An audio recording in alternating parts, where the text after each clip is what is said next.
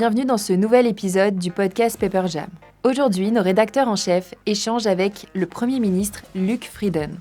Bilan à mi-mandat, priorités et ambition à l'horizon 2028.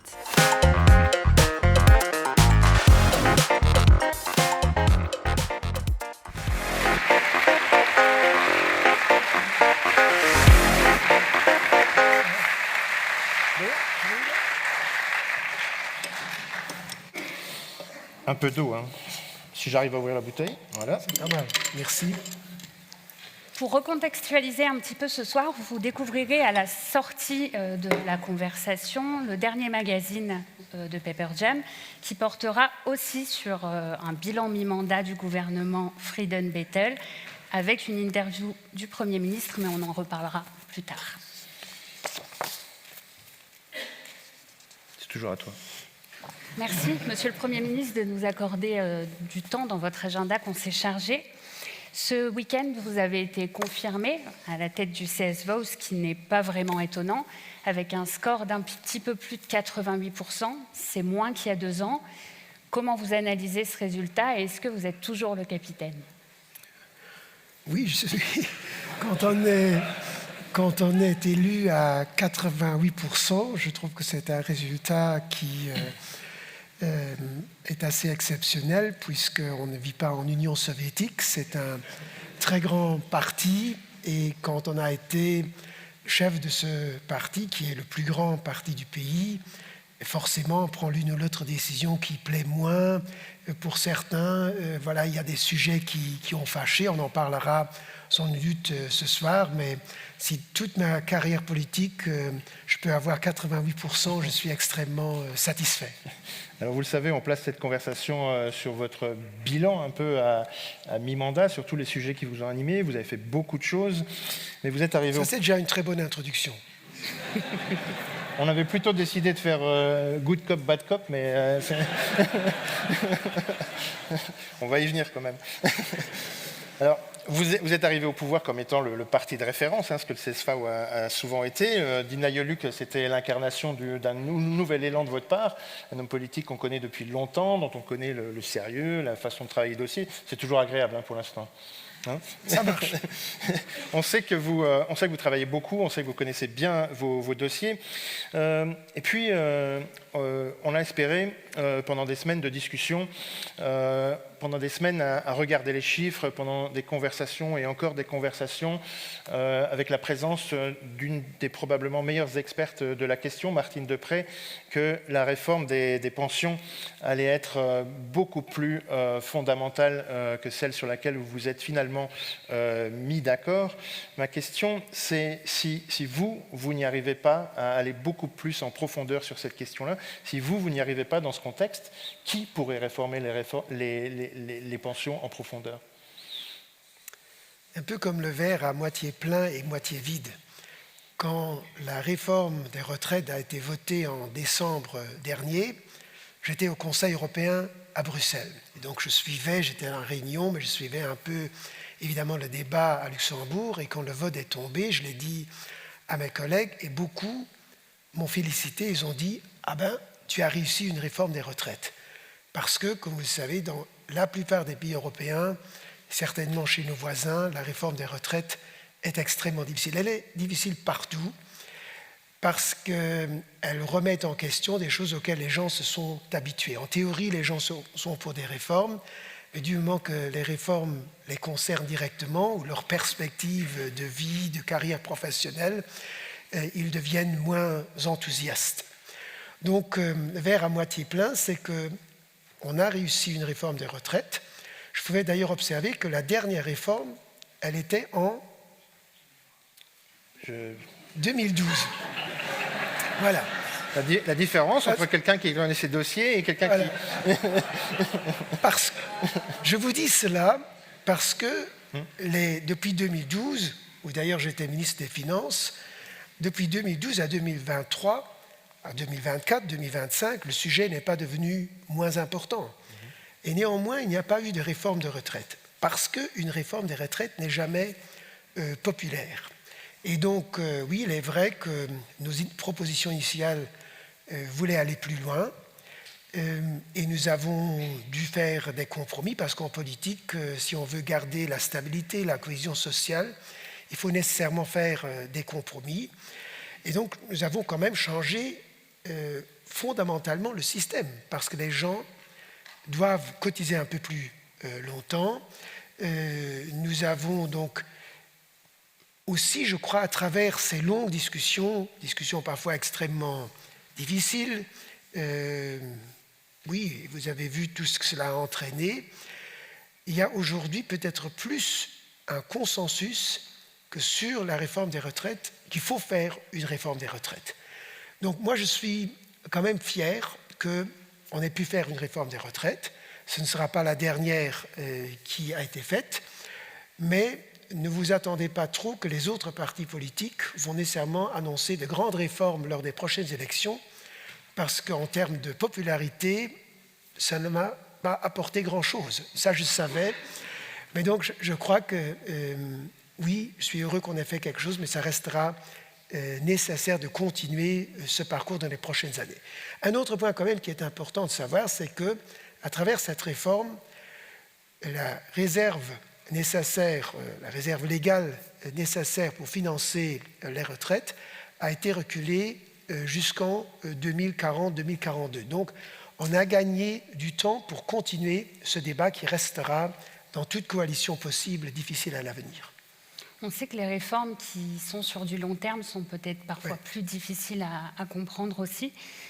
Je crois que c'est un point essentiel. Les gens acceptent les réformes le jour où rien ne va plus. Du coup, est-ce que le Luxembourg, entre guillemets, ne va pas assez mal pour qu'on accepte des changements aussi fondamentaux ? Non, certainement pas en matière de retraite, puisque nous avons des réserves qui permettent de continuer à financer les retraites. Mais évidemment, si la croissance économique est plus faible, ce qui est le cas, même si depuis que ce gouvernement est en fonction, elle est plus élevée que par les 2 dernières années du gouvernement précédent, ça entraîne forcément une pression sur le financement des retraites. Et donc, il faut agir. Mais les gens ne le ressentent pas aujourd'hui, parce qu'aujourd'hui et les prochaines années, il n'y a pas de problème. Le problème ne vient qu'à moyen terme. Vous me disiez lors de la précédente interview qu'on a eue pour le magazine que l'année passée avait été une année assez difficile sur le plan humain, du fait de la réforme et des tensions sociales. Compte tenu de ce climat social qui est un peu fragilisé, est-ce que vous avez encore de la marge pour réformer d'ici la fin du mandat ? D'abord, la stabilité et la cohésion sociale sont des éléments clés de l'attractivité économique du Luxembourg et en général de notre vie en commun. Donc je crois qu'il faut dans toute réforme aussi veiller à ce qu'il n'y ait pas trop de conflits sociaux. Je crois que ça fait partie de l'image de marque du Luxembourg, contrairement à d'autres pays. Et d'ailleurs, même dans les moments les plus difficiles de l'année dernière, j'ai entendu beaucoup de voix aussi du milieu économique qui nous ont dit, ils ne sont peut-être pas exprimés publiquement, qui ont dit « Nous souhaitons que vous trouviez un accord et même un compromis, puisque l'instabilité est mauvaise pour l'économie luxembourgeoise. » Oui, l'année était difficile. Je suis heureux donc qu'on ait clôturé le dossier en fin d'année. Le dialogue social restera difficile, mais j'observe quand même que j'ai réussi récemment à mettre autour d'une table, pour la première fois d'ailleurs, les partenaires sociaux, patronat, syndicats, quand je les ai invités pour parler de l'intelligence artificielle, qui est un sujet qui me tient beaucoup à cœur, qui est important pour l'avenir du pays. On parle de renforcer Luxembourg pour l'avenir, et là, j'ai réussi à la mettre autour d'une table. Je crois qu'il ne faut pas trop se focusser uniquement sur ce que vous lisez dans certains médias. Parce que certains médias, et peut-être le public en général, ils sont attirés par les nouvelles, conflits ici ou là, mais j'aimerais qu'il y ait plus de Paper Jam qui parlent du fond du problème. Parce que le fond du problème, l'explication qui est derrière un certain nombre de problèmes économiques et sociaux, il faut les expliquer. Et souvent, cela n'est pas fait suffisamment. C'est pour ça que ça restera difficile, et je crois que ce qu'on vit actuellement dans les discussions très difficiles sur notamment le salaire social minimum, toutes ces discussions reviendront. Mais encore une fois, moi je parle régulièrement aux partenaires sociaux, aux syndicats et au patronat. Je ne fais pas toujours un communiqué de presse là-dessus, mais je trouve que la fonction du chef du gouvernement exige de maintenir la cohésion sociale et donc de leur parler, mais de parler aussi aux entreprises qui sont peut-être moins organisées, aussi aux gens qui travaillent dans les entreprises. Donc, je trouve que la société est plus large que juste ceux qui sont organisés dans les syndicats ou dans certaines organisations patronales. Et là, on voit qu'il y a beaucoup plus de nuances dans la société que ce qui s'exprime lors des réunions parfois un peu plus difficiles, comme l'année dernière. Pour rebondir, on parlait de réformes difficiles et de l'impact que ça avait eu sur votre popularité, entre autres. Dans le dernier Politmonitor de nos confrères d'RTL et du VORT, votre position a beaucoup chuté. Vous êtes passé à la 12e place, je pense. Ce que je voudrais savoir, c'est vous, Luc Frieden, l'homme derrière la fonction de Premier ministre, est-ce que c'est quelque chose qui vous touche? Si oui, comment? Ou est-ce que ce n'est pas vraiment important? Si, bien sûr, ça vous touche, parce que quand on est un élu du peuple, ce qu'est tout homme ou femme politique, il faut évidemment aussi être élu et réélu. Donc, et puis, chacun est toujours plus heureux quand il est plus populaire que s'il était impopulaire. Et néanmoins, je me dis que si c'est le prix à payer, je suis prêt à le payer, parce que si on ne fait que des choses qui plaisent, j'en ai plein en tête, voilà, on ne ferait certainement pas de réforme de retraite, on ne ferait pas une réforme du système de financement de toutes les branches de la sécurité sociale. La politique est un art extrêmement difficile. Et si on est élu, et surtout quand on est Premier ministre, il faut aussi faire avancer les dossiers. Et donc forcément, on ne peut pas satisfaire tout le monde, mais je ferai tout pour regagner cette confiance de la population. Dernière chose, et ça c'est le côté, oui, évidemment ça me touche, mais je me dis aussi les élections et les sondages sont deux choses différentes. Quand j'ai été nommé par mon parti tête de liste, mon parti avait 17 sièges dans les sondages. Et tout le monde disait, c'est très difficile. Moi-même, j'hésitais un peu d'accepter cette offre qu'on me faisait pour devenir tête de liste, parce que je me suis dit, qu'est-ce que ça va donner? En fait, nous avons eu 21 sièges, un tiers du Parlement. Et donc, je crois que bien expliquer ce qu'on fait, essayer de convaincre les gens, ça fait partie aussi de la fonction qui est aujourd'hui la mienne. Donc on oublie le sondage. On fait j'aurais juste une minute encore. Il faut faire un autre slide là. Hein. Xavier Bettel reste l'homme politique préféré des Luxembourgeois. Qu'est-ce qu'il a de plus que vous? Il est ministre des Affaires étrangères. Il a un chien. Et alors, ce week-end, vous parliez encore, vous parliez de votre relation. De qui est-ce que vous vous sentez le plus proche dans la relation quotidienne avec lui ou avec Jean-Claude Juncker, en fait? Lequel des deux a été le plus important pour vous? Mais c'est une relation tout à fait différente et qui n'est pas comparable. Juncker était mon chef, donc ce qui est une situation inverse. Aujourd'hui, moi, je suis le chef. Donc, c'est toujours plus agréable d'être le chef. Et c'est pas trop dur contre le plus populaire?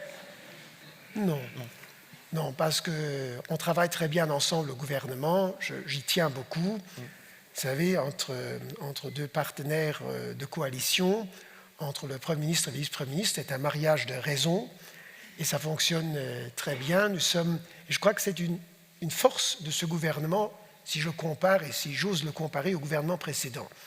J'ai l'impression qu'à la fin du précédent gouvernement, il y avait 3 partis qui tiraient dans 3 directions différentes. depuis que ce gouvernement que j'ai l'honneur de diriger est en fonction, nous sommes très alignés sur les grandes avancées. Donc, je crois que c'est une grande force. Donc, je perds peu de temps à aligner les deux partis politiques. Alors que je crois que, notamment sur la fiscalité, sur tant d'autres choses, nous sommes très alignés. Nous ne voulons pas augmenter les impôts, nous les avons baissés depuis que nous sommes au pouvoir. Donc, il n'y a pas de conflit sur ces sujets-là. Donc, ça fonctionne très bien. Pour reparler un petit peu du futur, on a un endettement qui est ce qu'il est, qui est certes moins élevé que d'autres pays, mais qui est quand même là. Où est-ce qu'on mettra la limite dans les prochaines réformes ou dans votre action politique en général? Pour nous, la ligne principale est de garder le AAA, parce que c'est en fait le cachet international qui vous permet de vous endetter à des taux acceptables et puis aussi d'être reconnu comme ayant des finances publiques saines.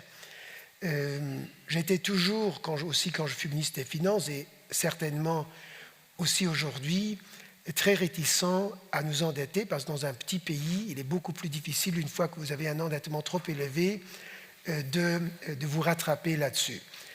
Là où je suis un peu plus ouvert aujourd'hui, c'est que quand il y a de nouvelles dépenses qui viennent, et je pense en particulier aux dépenses de défense, je me dis, c'est quelque chose qui n'était pas prévu, c'est quelque chose qui est nécessaire pour assurer la sécurité, la stabilité et donc la prospérité du Luxembourg. Je suis prêt, le cas échéant, à faire certaines concessions. Donc je ne me fixe pas de limite chiffrée. J'observe qu'aujourd'hui, nous avons un taux d'endettement de 28,4% du PIB. En comparaison européenne, c'est évidemment très très bas. Notre ambition n'est pas d'aller bien au-delà, au contraire, mais je crois que c'est acceptable. Et donc, il faut continuer dans cette ligne-là, parce que l'objectif est non seulement la reconnaissance des agences de notation, mais je veux aussi garder la promesse que nous avions faite de ne pas augmenter les impôts. Or, si vous avez trop d'endettement, à un certain moment, il faut augmenter les impôts. Et je vous rappelle que depuis que nous avons commencé ce gouvernement, nous avons baissé les impôts pour les sociétés, une première fois déjà, nous allons le refaire l'année prochaine. Nous avons baissé les impôts pour les personnes physiques. Nous sommes en train de préparer une grande réforme de l'individualisation de l'impôt, avec comme objectif aussi de ne pas augmenter les impôts. En plus, nous avons introduit des mécanismes importants pour la place financière. Donc, une politique fiscale attrayante, en contrepartie, ne peut pas avoir un endettement élevé parce qu'à un moment venu, il faudrait à nouveau augmenter les impôts, ce qui est tout à fait contraire à ce que je crois qu'il faut faire pour garder l'attractivité du pays.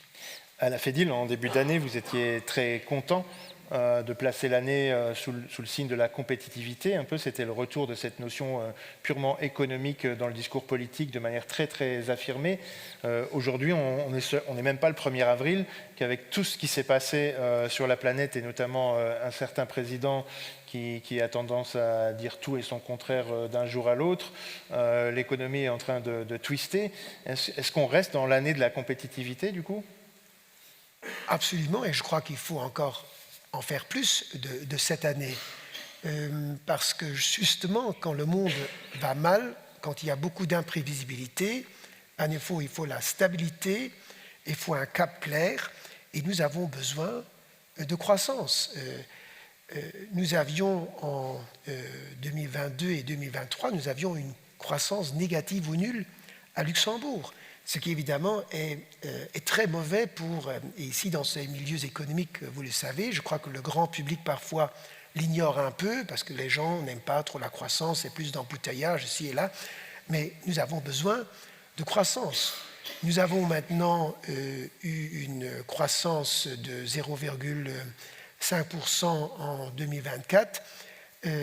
2025, le Statec nous a calculé une croissance de 0,6. c'est très faible. J'observe qu'elle est plus forte qu'en Allemagne. Donc si je cherche un nouveau comme le verre à moitié plein, nous dépendons beaucoup de l'économie allemande. J'en ai parlé récemment encore avec le chancelier allemand. Nous soutenons tout ce qui se fait au niveau européen et de nos pays avoisinants pour que leur économie augmente, parce que nous dépendons d'eux. Nous avons beaucoup de sous-traitants de l'économie allemande, mais donc 0,6, c'est mieux que 0, mais ce n'est pas satisfaisant. Donc oui, nous avons besoin de croissance, et ce que nous devons faire, c'est mettre le cadre en place pour permettre aux entreprises de se développer. Et c'est ce que nous faisons à différents niveaux.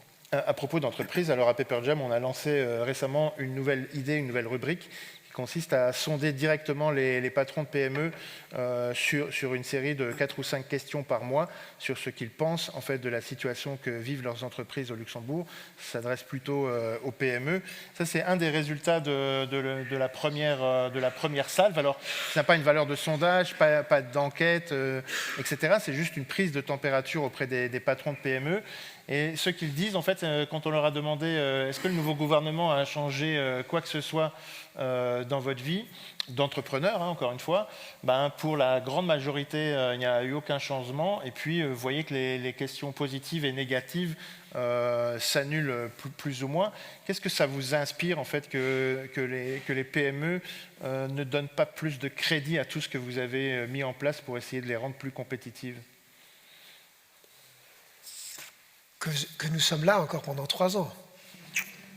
Je crois que nous avons déjà fait beaucoup, mais je sais qu'il y a énormément de choses à faire. La simplification administrative, c'est un concept, mais évidemment, il faut que cela se répercute aussi au niveau des petites et moyennes entreprises. Nous avons mis en œuvre des choses. Je vous donne quelque chose que d'ailleurs j'avais appris quand j'étais parmi vous, quand j'étais président de la Chambre du commerce, le principe du once only. C'est moi qui l'ai amené dans l'accord de coalition. Nous avons déposé les projets de loi y afférents, mais jusqu'à ce que cela devienne une loi, avant que cela ne s'applique dans toutes les administrations, ce sera une facilitation énorme en termes administratifs. En termes de logement, nous avons introduit un certain nombre de mesures qui vont rendre la vie des citoyens et des entreprises moins difficile, et donc ils vont accélérer la construction. Toutes les autorisations dont vous aviez besoin pour de petites choses que vous faites autour de votre maison, nous allons les abolir.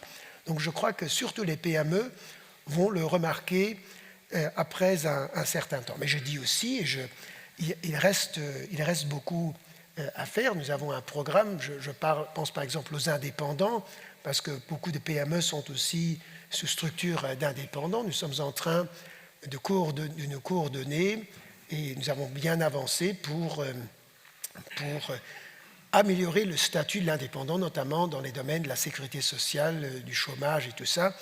Donc tout cela, les gens le verront. Mais donc, on aurait aussi pu ajouter les 2 premières colonnes, alors l'équilibre était meilleur sur les statistiques. Donc, Pour parler d'économie en général, dans la préparation du magazine, on a été sonder un petit peu l'opposition. Et quelques membres de l'opposition nous ont fait remonter des questions pour vous. On va vous partager. L'opposition politique. Tout à fait. Le premier, c'était donc l'ancien ministre de l'économie, puisqu'on parle d'économie, M. Franz Fayot, député LSAP. Je me doute de la réponse, mais je pose quand même la question. Le Premier ministre a-t-il un plan B ? Comment financer les investissements de l'avenir, l'environnement, la technologie, la défense, l'éducation, la santé, avec un budget qui se rétrécit ? Oui. Certainement pas comme M. Fayot, dont la seule réponse a toujours été d'augmenter les impôts. Pas seulement lui, mais son parti.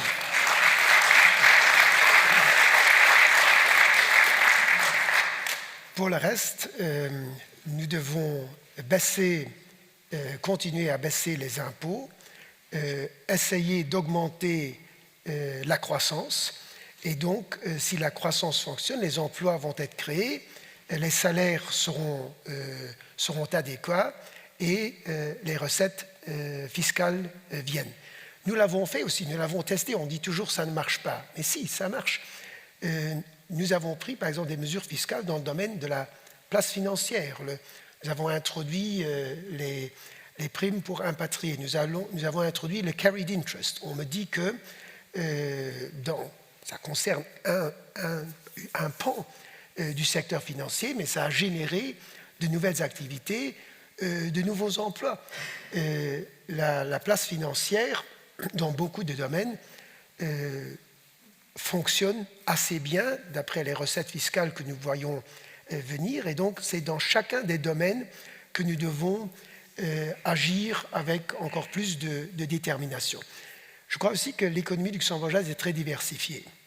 Moi, je souhaite rencontrer sous peu, parce que vous parliez des PME, la Chambre des métiers et dans un certain sens les membres de la Chambre de commerce pour voir quelles sont encore les mesures qui aident le plus à avoir une croissance plus forte dans leur secteur. Parce que ce qu'on fait, par exemple, dans le secteur financier n'a parfois aucune incidence directe dans le secteur de l'artisanat, par exemple. Donc, je crois que évidemment, il y a un écosystème, les uns dépendent des autres, mais donc mon idée aussi, dans les années à venir, de voir un peu plus ce que doivent faire les différents secteurs. Et donc, ma réponse est clairement avoir une croissance et une compétitivité qui nous permet de financer les transitions qui doivent être faites, défense et transition écologique, qui est évidemment nécessaire, mais pas en l'imposant, mais en donnant des incitatifs, parce qu'aussi dans la transition écologique, nous avons augmenté les bonifications d'impôts pour les investissements dans la transition écologique, pour les citoyens. Et les résultats sont là. Nous avons donné des aides pour les panneaux solaires. Nous avons même prévu le préfinancement de cela. Cela a créé beaucoup de nouveaux emplois, beaucoup d'installations, et en plus, nous sommes devenus moins dépendants sur le plan énergétique. Donc, ça, c'est notre concept. Les prévisions de Mme Lagarde la semaine dernière, ces économistes avaient préparé 3 scénarios. Elle a retenu finalement le moins pire des 3. Les 2 autres sont encore plus catastrophiques que celui-là. La guerre dans le Golfe, à 11 millions de barils qui manquent par jour, va produire des conséquences négatives pendant un très très long moment, d'autant qu'on ne voit pas non plus du tout comment cette histoire va se terminer. Ça veut dire en fait à la fin que beaucoup de ménages vont faire attention quand même à ce qu'ils dépensent, beaucoup d'entreprises vont probablement geler des investissements ou réfléchir si c'est vraiment le bon moment d'investir, et ça torpille un peu votre scénario de croissance qui n'est déjà pas assez forte par rapport à celle dont vous avez besoin. Est-ce que ça, c'est de nature à vous amener à revoir votre scénario, ou comment vous vous placez par rapport à tout ça?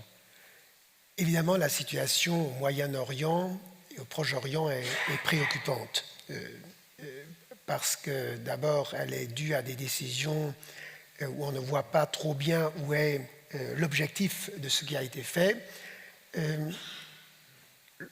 Nous avons eu une réunion en tant que chef d'État et de gouvernement de l'Union européenne avec Mme Lagarde jeudi dernier à Bruxelles. Nous avons longuement discuté de cela. Évidemment, cela risque d'avoir un effet sur l'inflation et sur la croissance. Mais notre réponse doit être très claire. Nous devons continuer à renforcer l'Europe. Nous devons être plus souverains, plus autonomes par rapport aux chocs qui viennent de l'extérieur.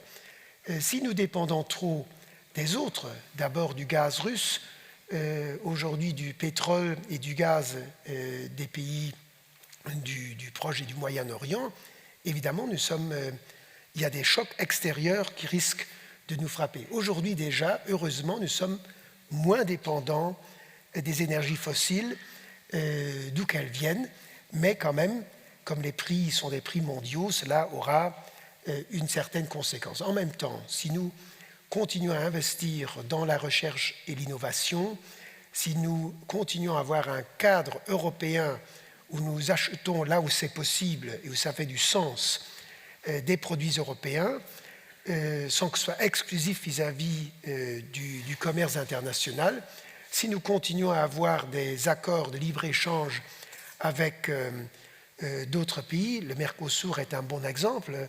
L'Australie, l'Union européenne, avec notre soutien, vient de conclure un accord avec l'Australie. Nous souhaitons l'accord commercial avec l'Inde. Ça nous donne de nouvelles opportunités, justement pour avoir la croissance, malgré le fait qu'il y ait ces chocs malheureux qui se produisent actuellement au Moyen-Orient. Donc, ce n'est pas facile de gouverner en ces temps-ci, parce que nous avons, et je le remarque, dans les conseils européens auxquels j'assiste, d'abord, ils sont devenus beaucoup plus nombreux que par le passé, et puis nous sommes confrontés à chaque conseil européen avec des situations de guerre. Guerre en Ukraine, c'est quand même à côté de l'Union européenne, ça nous coûte beaucoup de temps, ça coûte beaucoup en termes de pertes humaines, et ça coûte beaucoup en termes d'investissement. Et puis le Moyen-Orient avec l'énergie. Mais donc nous devons continuer à garder le cap. Parce que votre question est, est-ce que vous allez changer? Non, au contraire, nous allons devoir continuer sur nos cap, mais devenir plus rapide et plus efficace. Alors, je comprends, hein, on parle géopolitique et des conséquences de la géopolitique, mais le citoyen luxembourgeois, le résident, l'expat qui habite à Luxembourg, lui, il regarde prix à la pompe, oui. Prix des loyers, etc. On entend dans tout ce que vous avez fait, vous en avez un peu parlé, de toutes les mesures d'accompagnement à droite à gauche, on entend quand même une critique récurrente qui est celle d'une sorte de saupoudrage généralisé, pas toujours très ciblé. Est-ce que le rôle de l'État social, c'est pas aussi peut-être d'aider un peu plus ceux qui en ont vraiment besoin et un peu moins ceux qui gagnent déjà assez bien leur vie? Absolument, et je crois que votre remarque ne s'applique pas au gouvernement que je dirige, parce que nous avons justement essayé de concentrer les aides à ceux qui en ont besoin. Nous avons triplé, par exemple, la prime d'énergie avant cette crise que nous vivons actuellement, qui n'est pas encore une vraie crise, mais qui éventuellement en devient une. Mais donc, nous avons augmenté cette prime énergie qui vient en aide surtout aux personnes qui en ont le plus besoin. Nous avons augmenté l'allocation de vie chère pour venir en aide aux personnes qui en ont le plus besoin. Parce qu'effectivement, je crois qu'on a besoin d'une cohésion sociale. Je ne veux pas que le gap entre les personnes qui ont le plus et celles qui ont le moins devienne trop grand. Je crois que ce serait très mauvais pour la stabilité et la cohésion sociale dans ce pays. Ça me tient beaucoup à cœur. Mais il ne faut pas distribuer l'argent de façon trop générale. Parfois, il est difficile de trouver le bon target. Il est clair aussi que le gouvernement se prépare à toutes sortes de scénarios qui peuvent venir avec ce qui se passe au Moyen-Orient. Nous estimons que c'est trop tôt aujourd'hui pour faire quelque chose. Mais une autre raison, vous parlez, le citoyen voit ce qui se passe à la pompe. D'ailleurs, beaucoup de petites et moyennes entreprises aussi qui ont les camionnettes qui circulent, donc ça coûte. Mais je leur fais remarquer que quand on en a discuté au Conseil européen la semaine dernière, nous avons un peu eu un échange de vues, et certains ont dit on va financer dorénavant, on va donner aux citoyens, on va diminuer pour les citoyens les accises sur le pétrole. Au Luxembourg, déjà, elles sont beaucoup moins élevées que dans nos pays avoisinants. La différence entre le prix à la pompe au Luxembourg avec l'Allemagne, c'est 0,5 €. Donc nous sommes déjà très bas. L'autre mesure qui est envisagée par certains, c'est la reprise des coûts du réseau, les Netzkosten. Je ne sais pas si on appelle ça en français comme ça. Nous avons mis 150 millions dans le budget de cette année-ci pour justement diminuer ou stabiliser les prix de l'énergie, de l'électricité pour les entreprises et les citoyens. Donc nous avons déjà fait des choses, nous avons déjà anticipé des choses et c'est très important pour la compétitivité, évidemment parce que l'énergie est un coût majeur de production. L'énergie pèse sur les ménages, mais il y a un autre coût qui est fort pour les ménages, c'est celui du logement, en dépit des mesures qui ont été mises en place.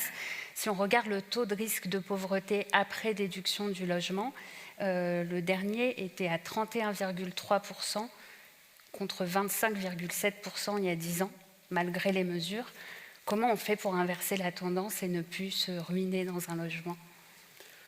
D'abord, sur les taux de pauvreté, ça a trait aussi au fait que la façon dont cela est calculé, à chaque fois que nous faisons des augmentations de certaines choses, évidemment, le taux de pauvreté, en pure statistique, augmente aussi, notamment aussi les accords salariaux dans la fonction publique, mais il reste que la pauvreté est toujours inacceptable et le logement, et c'est là votre question, est évidemment un souci énorme.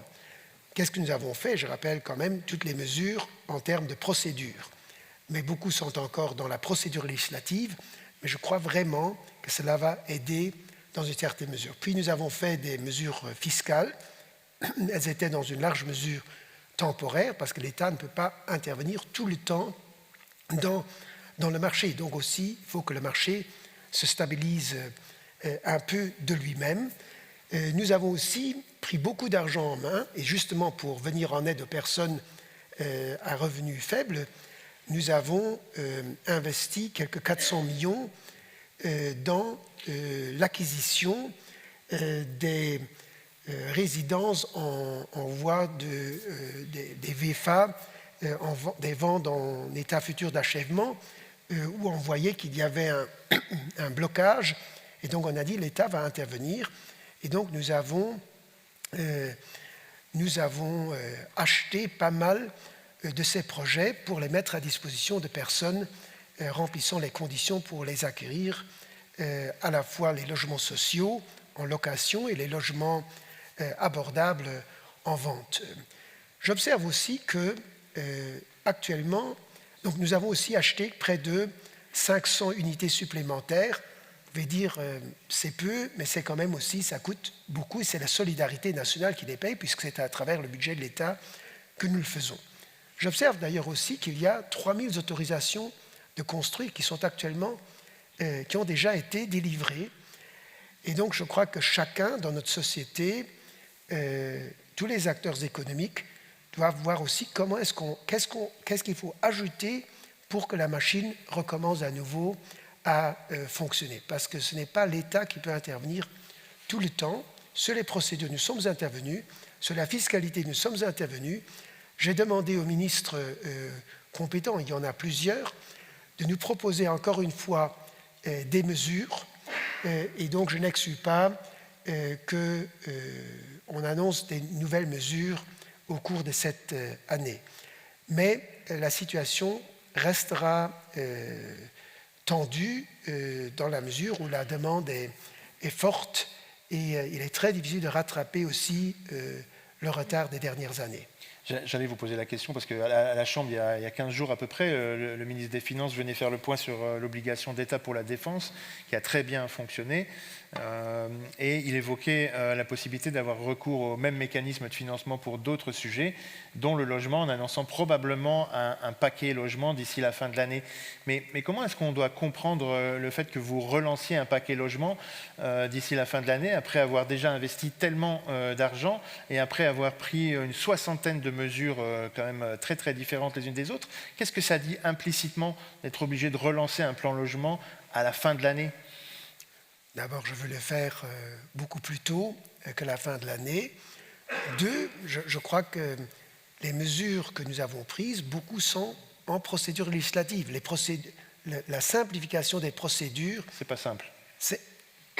Mais on l'a décidé. Et je crois que je suis fier de ce qu'on a réussi parce que c'était en fait une concertation entre beaucoup de ministères et le secteur privé. Et nous avons aussi inclus le secteur privé là-dedans, les architectes, les ingénieurs, les entreprises de construction, donc les communes qui jouent un rôle important. Les communes, l'autonomie communale, elle est là, elle est dans notre Constitution. Elle rend parfois les choses un peu plus difficiles parce que ce sont les communes qui sont souvent réticentes à ce qu'on construise plus.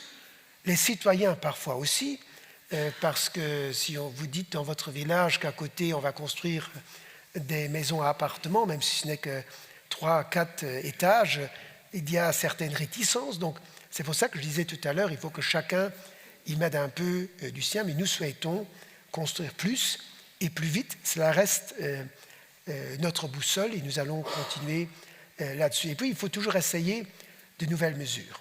J'ajouterais, ce n'est pas pour diminuer le problème à Luxembourg, mais dans beaucoup de villes européennes, et la Commission européenne a récemment publié des chiffres là-dessus, c'est un très grand problème. La somme que les gens doivent dépenser de leurs revenus pour payer leur loyer ou rembourser leurs prêts est extrêmement importante aussi dans d'autres pays. Elle est d'ailleurs moins importante au Luxembourg que dans d'autres pays, notamment Lisbonne et d'autres villes ont des problèmes de logement beaucoup plus importants que les nôtres.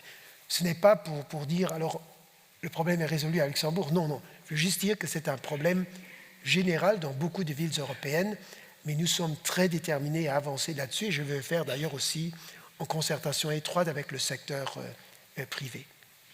C'est vrai que nous, les journalistes, on a la chance de pouvoir parler avec vous, élus politiques, et aussi avec les gens du terrain. Et il y a ce décalage qui remonte de plus en plus. Le fait que du côté politique ou institutionnel, on nous dit que peut-être le secteur privé doit en faire plus. Et d'un autre côté, les promoteurs et autres nous disent « mais il ne suffit pas de baisser les prix, c'est pas si simple ». Pour quelqu'un qui connaît moins toutes ces équations, comment on résout l'équation, justement ? Je crois que c'est comme sur tous les sujets politiques, sur tous les sujets de société, il faut que chacun y mette un peu du sien. Si chacun regarde uniquement son propre intérêt, on ne va pas y aboutir. Si nous considérons que c'est un problème de société, c'en est un, en est un pour les jeunes, surtout aussi, je crois qu'on peut avancer, qu'on va y aboutir. Moi, je crois que pour tout problème, il existe toujours des solutions. Celui-ci est un sujet qui ne sera pas résolu du jour au lendemain. Il est là depuis des années. Chaque gouvernement essaye avec un certain nombre de mesures. Je crois honnêtement que mon gouvernement a une politique plus cohérente dans ce domaine, parce qu'il y avait, dans la période législative précédente, il y avait certaines décisions en matière de logement qui avaient été prises, qui étaient contradictoires. Je ne dis pas qu'elle était mauvaise, mais elle était justement contradictoire. Et nous avons veillé, et c'est notre objectif, d'avoir une politique cohérente pour accélérer l'investissement dans la construction, pour permettre l'acquisition, notamment pour les jeunes, de logements. Nous les soutenons d'ailleurs aussi fiscalement, soit par des subventions, loyers et autres, soit par des possibilités de déduction, notamment aussi la déduction fiscale des intérêts débiteurs que nous avons augmenté. Donc un tas de mesures, mais c'est un pot-pourri de choses qu'il faut pour que ça aille mieux, parce que j'aimerais qu'il y ait plus de construction à Luxembourg et que chacun puisse avoir un logement décent. Alors, on prend acte de cette volonté et de votre optimisme aussi, d'une certaine manière. Mais je sais que vous n'aimez pas l'exercice, mais je vais quand même vous y emmener, vous y inviter en tout cas. Quel exercice ? Vous allez voir. Il est simple, hein, cet exercice. Plaçons-nous à la fin de votre mandat. Combien de logements supplémentaires auront été construits pendant votre mandature ? Oui, je savais que vous n'aimez pas la question. Je vous dis pourquoi. Parce que mon prédécesseur avait annoncé 10 000 logements durant son mandat et il n'a pas réussi à l'atteindre. Donc je crois qu'il ne faut pas avoir un objectif chiffré, mais il faut certainement faire plus que ce que nous avons réussi à faire jusqu'à présent. Mais encore une fois, dans différents domaines, la législation sur les VFA, il faut la changer, mais ça va prendre du temps. Donc je crois qu'il faut aussi voir la construction de logements sur le moyen terme. Et puis, oui, donc fiscalité, procédure, parler avec les communes, c'est aussi quelque chose que je souhaite faire davantage, pas moi personnellement, mais aussi les autres collègues du gouvernement, notamment le ministre des Affaires intérieures, le ministre du Logement, pour les convaincre et vous les aider le moment venu aussi, parce que qu'est-ce qu'ils vous disent ? D'abord, leurs citoyens n'aiment pas qu'il y ait trop de concitoyens, puis il y a les infrastructures scolaires, les infrastructures sportives, les infrastructures routières, et c'est là que l'État, évidemment, peut aider ce que nous allons faire. Alors, je savais que vous n'alliez pas me répondre sur le chiffre, hein, on en a déjà parlé régulièrement. Et vous, comme vous saviez, pourquoi vous posez la question? Parce que on ne sait jamais, hein, des fois que vous ayez changé d'avis, il y a plein d'hommes politiques qui changent d'avis très souvent. Hein. Prenons la question différemment, en fait. Vous n'allez pas me répondre non plus sur le... Je suis là pour insister, hein, sinon c'est trop facile. Hein. Je sais que vous n'allez pas non plus me répondre sur la question du prix au mètre carré, mais par rapport à des grandes capitales européennes, vous savez très bien, il y a un problème à Dublin, hein, qui est une de nos concurrentes dans le domaine financier. Il y a des problèmes à Londres, des problèmes à Paris, dans des capitales comme ça avec lesquelles on est lié. Qu'est-ce qui est un prix au mètre carré acceptable à Luxembourg? Il y a des gens dans la salle qui savent ça mieux que moi, donc ce n'est pas au gouvernement de fixer le prix acceptable. Donc là aussi, vous saviez que vous n'allez pas avoir de chiffres. Mais ce n'est pas grave. Hein. On apprend l'échec aussi en journalisme. Le logement nous permet de faire le pont avec une autre problématique, c'est celle de l'attraction des talents. Oui. Les loyers sont de plus en plus chers. On a longtemps pu compter sur les frontaliers, mais on ne parle pas du prix au mètre carré. Hein. Je n'en parle pas. On a l'impression aussi que chez les frontaliers, c'est de plus en plus compliqué avec les problèmes de mobilité. Comment on attire de nouveaux talents à Luxembourg? Vous avez raison, le logement est un facteur important, mais c'est aussi un ensemble d'autres moyens. Je crois que la fiscalité joue aussi un rôle. C'est le cadre de vie générale, c'est l'offre culturelle, c'est l'environnement, la nature. Tout cela sont des facteurs en fonction des intérêts des uns et des autres qui jouent évidemment. Je crois que c'est aussi créer un cadre favorable aux start-up, tout ce qui est autour de l'université. Je crois que ça attire des gens puisqu'ils voient qu'à Luxembourg, quelque chose se fait. C'est aussi l'une des raisons pour lesquelles nous avons poussé l'adoption par le gouvernement des stratégies AI, quantum et data, parce qu'à nouveau, quand ces gens voient beaucoup de jeunes talents, et aussi des moins jeunes, qui voient qu'à Luxembourg, il y a des choses dans lesquelles ils peuvent avoir un travail intéressant, ça va les attirer vers le Luxembourg et on les voit venir. La taxe sur l'imposition des impatriés aide aussi.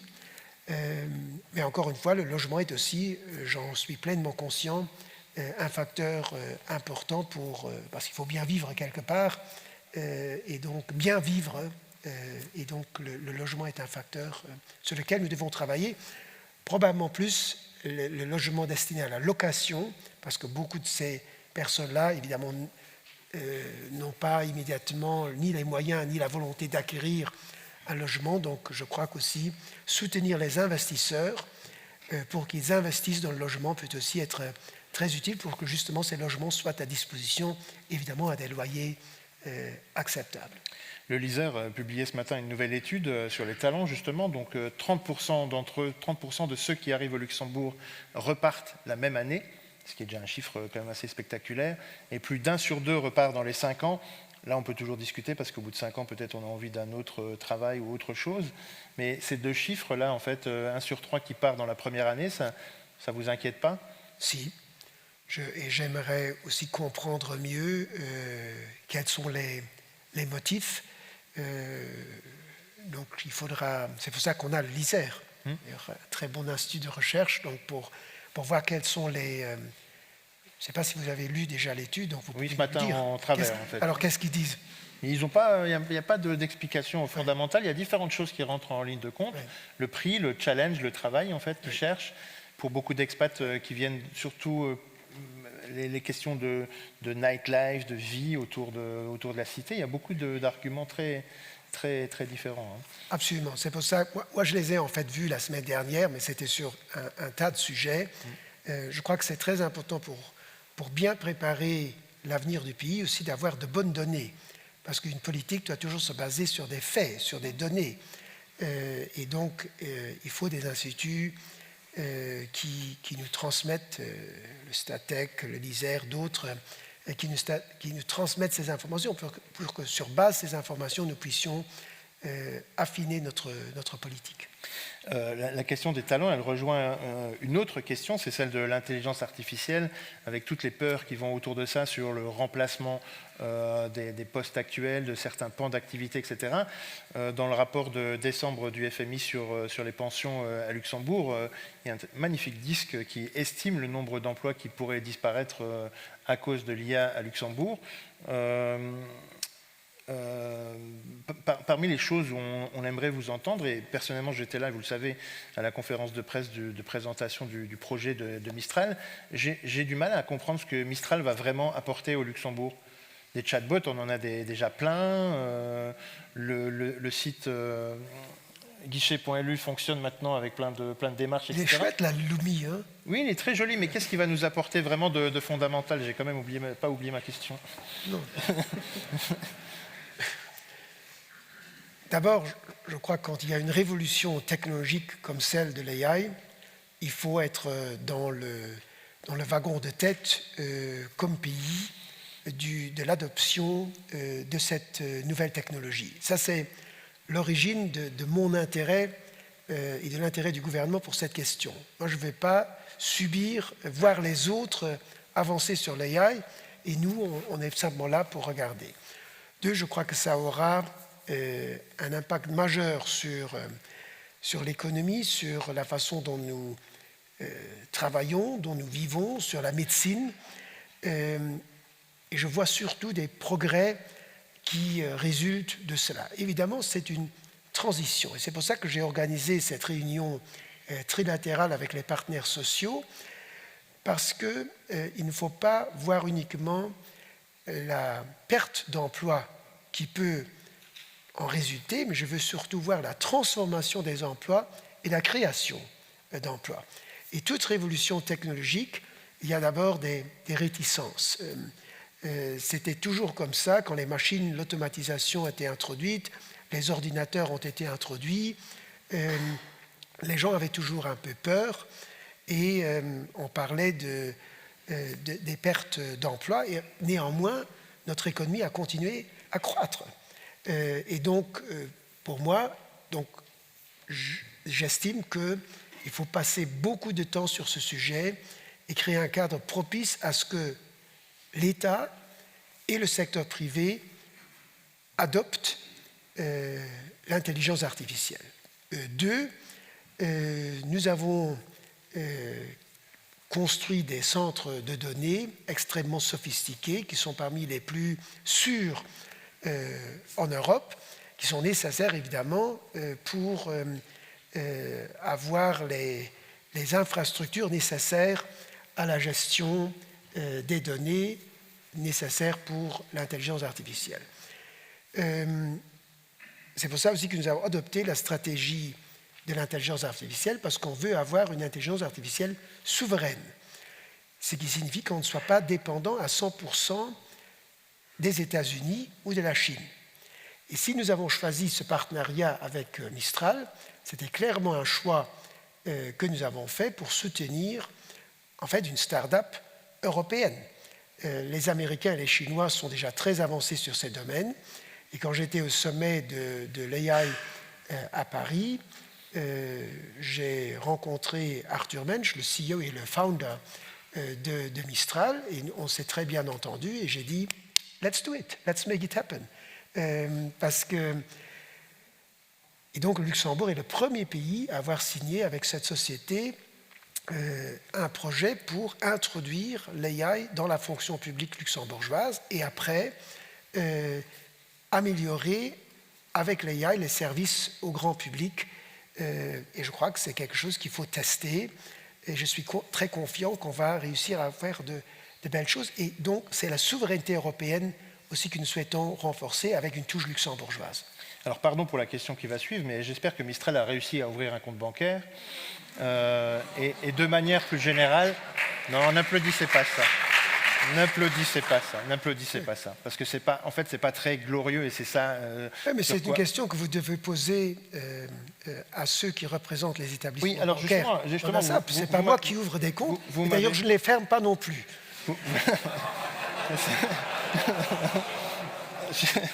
ma question, en fait, elle était un tout petit peu différente.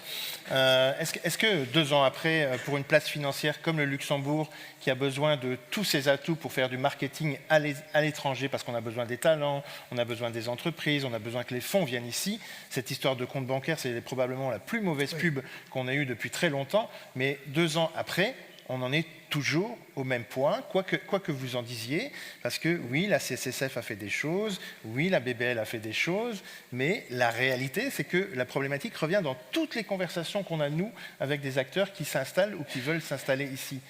Est-ce que vous n'en avez pas marre de cette discussion-là? Et est-ce qu'on ne peut pas être plus incitatif auprès de nos banques ou...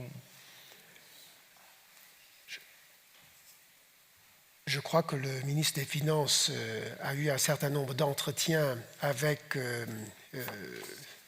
la BBL et avec d'autres acteurs pour discuter de cela. Évidemment, ça m'agace quand j'entends cela. Évidemment, pour avoir été à la tête d'une banque, pas dans l'opérationnel, mais je sais que les règles de compliance et toute autre sorte sont extrêmement compliquées. Donc j'ai aussi une certaine compréhension pour que parfois les banques sont compliquées pour entrer en relation, pour ouvrir des relations d'affaires avec des clients, mais je crois que c'est un problème sur lequel il faut continuer à discuter avec le secteur privé pour comprendre exactement comment on peut améliorer cela, parce que je me rends bien évidemment compte que si on veut lancer une société qui n'est pas déjà établie depuis un certain temps, c'est extrêmement compliqué et on a besoin du secteur financier. Et donc je crois qu'il faut continuer à travailler là-dessus. Je ne connais pas le dernier état des lieux de ces discussions entre le ministre des Finances et le secteur bancaire, mais c'est certainement sur notre radar. La prochaine année, je vous dirai où nous en sommes. Très bien, je prends date. Je change complètement de sujet pour aborder une autre thématique dont on a un petit peu moins parlé. Vous en avez brièvement touché 2 mots tout à l'heure, c'est le changement climatique. Et je retourne vers les élus d'opposition. Ils étaient 2 cette fois à avoir des questions pour vous sur ces thématiques. La première, c'était Sam Tanson, député des Grains, ancienne ministre de la Justice. Monsieur le Premier ministre a-t-il conscience de sa responsabilité vis-à-vis des générations futures face à l'inaction, voire la régression climatique et environnementale? Elle vous reproche notamment d'avoir peu de sensibilité sur cette problématique. Qu'est-ce que vous voudriez lui répondre? Qu'elle me connaît mal, parce que j'ai une grande sensibilité pour l'environnement, pour la nature. J'adore la nature. La forêt? La forêt aussi. La montagne, la forêt, la mer. Et je crois que nous avons une responsabilité commune pour préserver l'environnement. Pour moi, et ça c'est peut-être la différence avec les Verts, c'est que moi je ne considère pas qu'il faille avoir une priorité environnement et puis les autres choses. Mon credo, c'est que l'économie, le social et l'environnement doivent avancer de pair, en parallèle. Et donc, il faut trouver les justes équilibres. Et sur l'environnement, il ne faut pas imposer des choses aux gens, mais il faut, à travers des incitatifs, les amener vers un comportement plus écologique. Et c'est pour ça qu'on a introduit ces mesures dont j'ai parlé tout à l'heure sur le financement et le préfinancement des installations photovoltaïques, le soutien à l'acquisition de voitures électriques. Donc, toutes les mesures, vous avez parlé des mesures logement, nous avons pris une 50aine de mesures pour accélérer la construction d'infrastructures d'énergie, de production d'énergie renouvelable. On fait cela justement pour préserver l'environnement. L'environnement est unique. Le changement climatique, il faut le prendre très au sérieux, mais il faut en même temps trouver les bons équilibres. Je vous donne un exemple concret. Nous avons aussi avancé dans l'intérêt de l'économie sans négliger totalement l'environnement, mais ce fut une discussion extrêmement compliquée, la construction de serres pour la production de fruits et légumes à Luxembourg. le gouvernement précédent interdisait la construction en zone verte.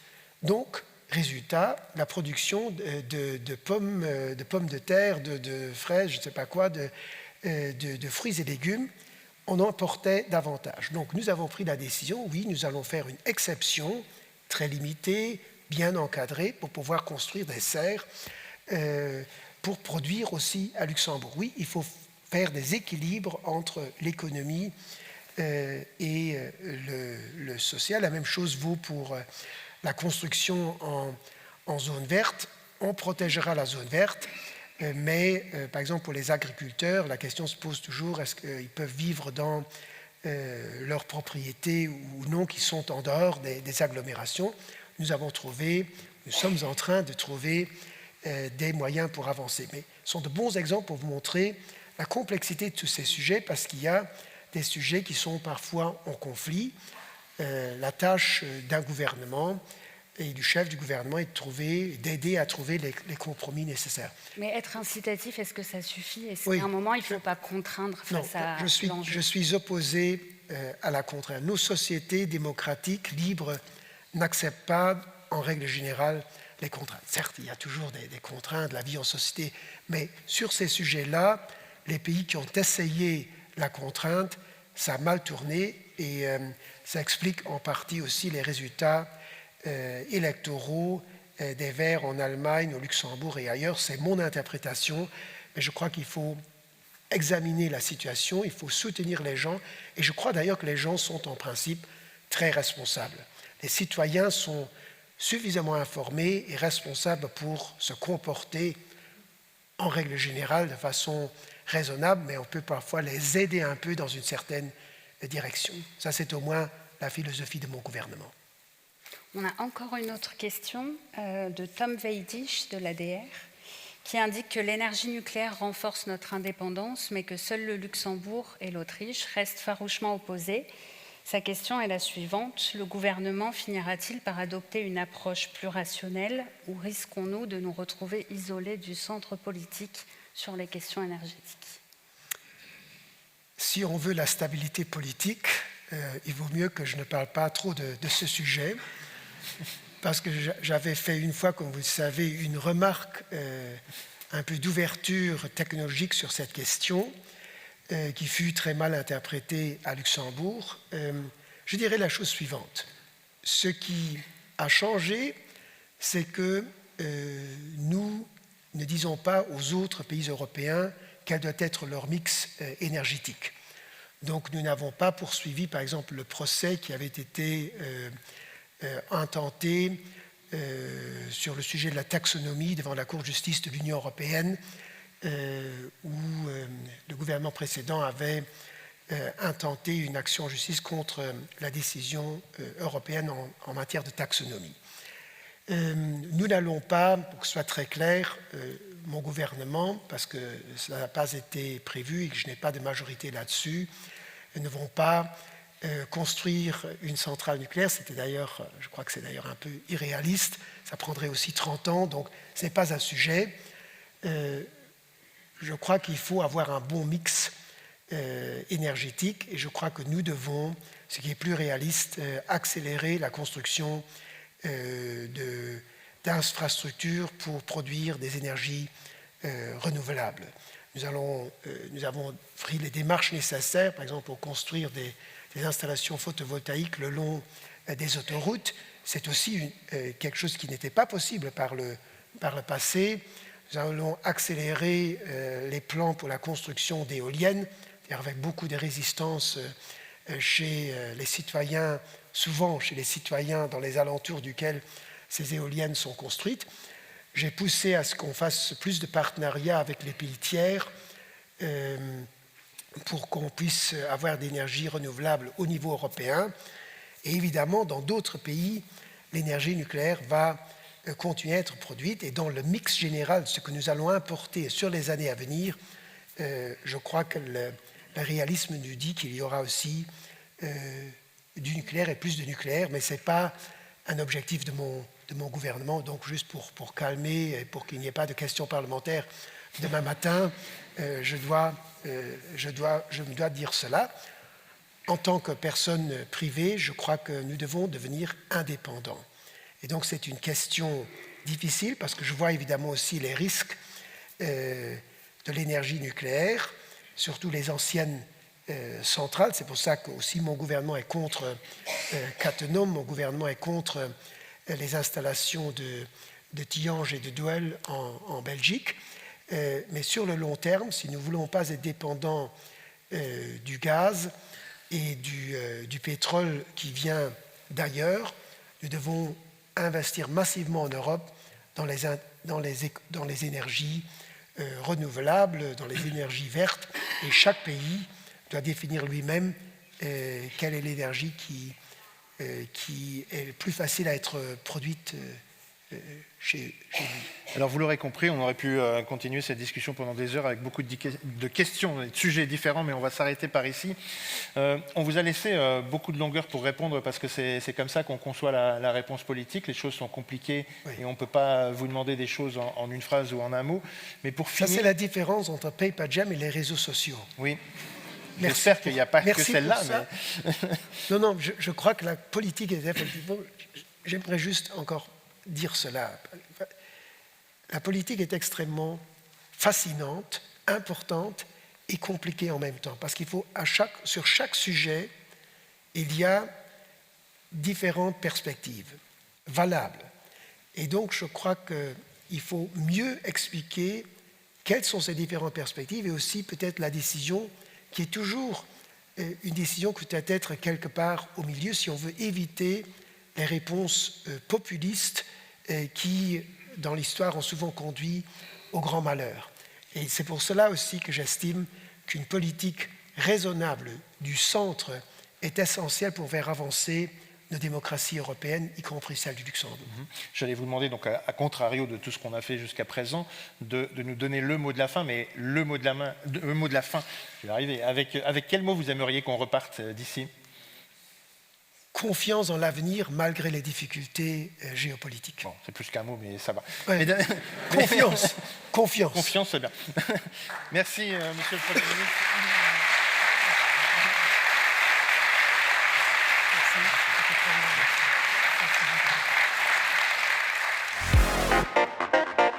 Merci de nous avoir écoutés. Abonnez-vous pour ne pas manquer nos prochains podcasts Paper Jam.